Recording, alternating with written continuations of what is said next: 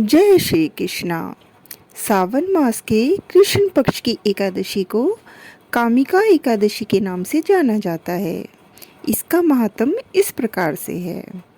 युधिष्ठिर ने कहा, हे प्रभु, मैंने आषाढ़ मास के शुक्ल पक्ष की देवशयनी एकादशी का सविस्तार वर्णन सुना। अब आप मुझे श्रावण माह के कृष्ण पक्ष की एकादशी की कथा सुनाने की कृपा करें।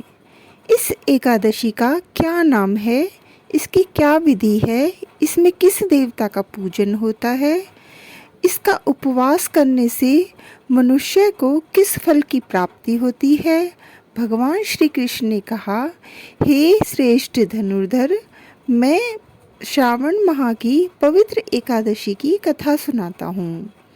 ध्यानपूर्वक श्रवण करो। एक बार इस एकादशी की पावन कथा को भीष्म पितामह ने लोकहित के लिए नारद जी से कहा था। एक समय नारद जी ने कहा, हे पितामह, आज मेरी श्रावण के कृष्ण पक्ष की एकादशी की कथा सुनने की इच्छा है। अतः आप इस एकादशी की व्रत कथा विधान सहित सुनाइए। नारद जी की इच्छा सुनकर पितामह भीष्म ने कहा, हे नारद जी, आपने बहुत ही सुंदर प्रस्ताव किया है। अब आप ध्यानपूर्वक इसे श्रवण कीजिए। श्रावण माह के कृष्ण पक्ष की एकादशी का नाम कामिका एकादशी है। इस एकादशी की कथा सुनने मात्र से ही वाजपेयी यज्ञ के फल की प्राप्ति होती है। कामिका एकादशी के उपवास में शंख, चक्र, गदाधारी भगवान विष्णु का पूजन होता है। जो मनुष्य इस एकादशी को धूप, दीप, नैवेद्य आदि से भगवान विष्णु की पूजा करते हैं, उन्हें गंगा स्नान के फल से भी उत्तम फल की प्राप्ति होती है। सूर्य ग्रहण और चंद्र ग्रहण में केदार और कुरुक्षेत्र में स्नान करने से जिस पुण्य की प्राप्ति होती है, वह पुण्य कामिका एकादशी के दिन भगवान विष्णु की भक्ति पूर्वक पूजा करने से प्राप्त हो जाता है। भगवान विष्णु की श्रावण माह में भक्ति पूर्वक पूजा करने का फल समुद्र और वन सहित पृथ्वी दान करने के फल से भी ज़्यादा होता है। व्यतिपात में गंडकी नदी में स्नान करने से जो फल प्राप्त होता है, वह फल भगवान की पूजा करने से मिल जाता है। संसार में भगवान की पूजा का फल सबसे ज़्यादा है। अतः भक्ति पूर्वक भगवान की पूजा न बन सके तो श्रावण माह के कृष्ण पक्ष की कामिका एकादशी का उपवास करना चाहिए। आभूषणों से युक्त बछड़ा सहित गौदान करने से जो फल प्राप्त होता है, वह फल कामिका एकादशी के उपवास से मिल जाता है। जो उत्तम द्विज श्रावण माह के कृष्ण पक्ष की कामिका एकादशी का उपवास करते हैं तथा भगवान विष्णु का पूजन करते हैं, उनसे सभी देव, नाग, किन्नर, पितृ आदि की पूजा हो जाती है।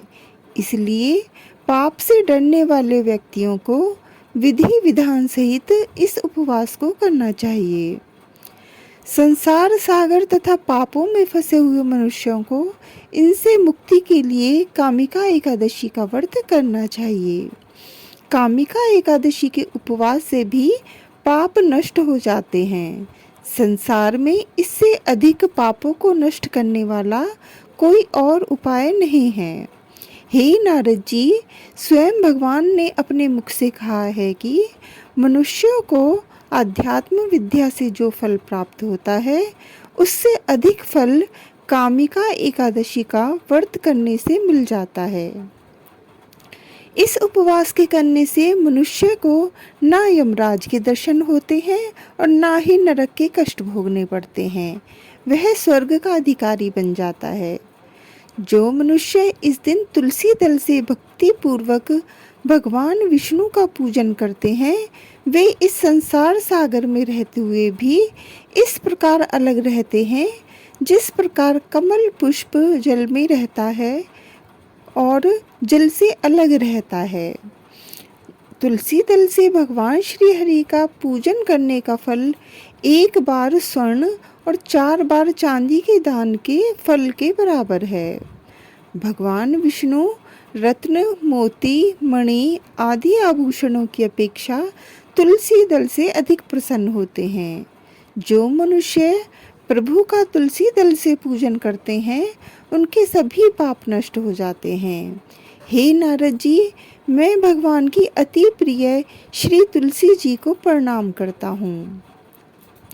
तुलसी जी के दर्शन मात्र से मनुष्य के सभी पाप नष्ट हो जाते हैं और शरीर के स्पर्श मात्र से मनुष्य पवित्र हो जाता है। तुलसी जी को जल से स्नान कराने से मनुष्य की सभी यम यातनाएं नष्ट हो जाती हैं। जो मनुष्य तुलसी जी को भक्ति पूर्वक भगवान के श्री चरण कमलों में अर्पित करता है, उसे मुक्ति मिलती है। इस कामिका एकादशी की रात्रि को जो मनुष्य जागरण करते हैं और दीपदान करते हैं, उनके पुण्य को लिखने में चित्रगुप्त भी असमर्थ हैं। एकादशी के दिन जो मनुष्य भगवान के सामने दीपक जलाते हैं, उनके पितृ स्वर्गलोक में अमृत का पान करते हैं। भगवान के सामने जो मनुष्य घी या तिल के तेल का दीपक जलाते हैं, उनको सूर्य लोक में भी सहस्त्रों दीपकों का प्रकाश मिलता है। इस एकादशी की कथा इस प्रकार से है। कालांतर में किसी गांव में एक बेहद बलशाली क्षत्रिय रहता था। उसे अपने बल पर बेहद अहंकार का भाव था। हालांकि वह धर्मपरायण था, नित्य प्रतिदिन जगत के पालनहार विष्णु जी की पूजा उपासना करता था। एक दिन वह किसी विशेष कार्य हेतु कहीं जा रहा था। मार्ग में उसकी भिड़ंत एक ब्राह्मण से हो गई। उस समय वह आवेग में आ गया।